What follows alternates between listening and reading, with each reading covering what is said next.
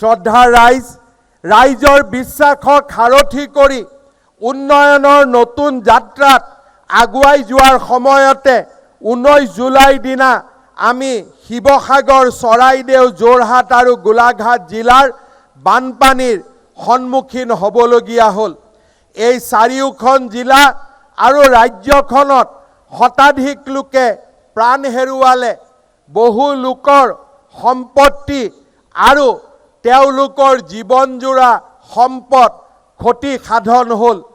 এই কঠিন সময়ত মই শিৱসাগৰ, চৰাইদেউ, যোৰহাট আৰু গোলাঘাট জিলাৰ ৰাইজক আশ্বাস দিছোঁ যে আমি আমাৰ প্ৰচেষ্টাৰ কুটি নকৰোঁ আৰু আমি বানত আক্ৰান্ত প্ৰতিগৰাকী ৰাইজৰ পুনৰ সংস্থাপন আৰু জিলা 4খনলৈ হেৰুৱা ছন্দ উভতাই ননালৈকে আমি ক্ষান্ত নহওঁ।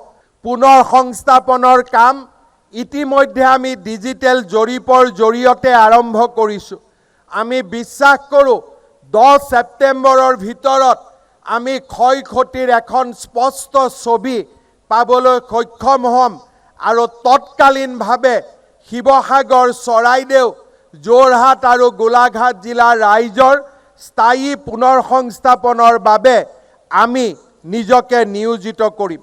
গৃহ ঋণ, শিক্ষা ঋণ, যান বাহন ঋণৰ কিস্তি পৰিশোধত 6 মাহ বিৰতি, ঋণৰ ম্যাদ বৃদ্ধি কৰা, ইন্সুৰেন্সৰ দাবীসমূহ নিষ্পত্তি কৰাৰ বাবে আমি দ্ৰুত পদক্ষেপ হাতত লৈছোঁ। শিক্ষাৰ্থীসকলক বিনামূলীয়া পাঠ্যক্ৰম, বিদ্যালয়ৰ পুনৰ নিৰ্মাণ, অংগনবাড়ী কেন্দ্ৰসমূহৰ পুনৰ নিৰ্মাণ আৰু ৰাস্তা ঘাটৰ পুনৰ সংস্থাপনৰ কামত আমি নিজকে নিয়োজিত কৰিছোঁ।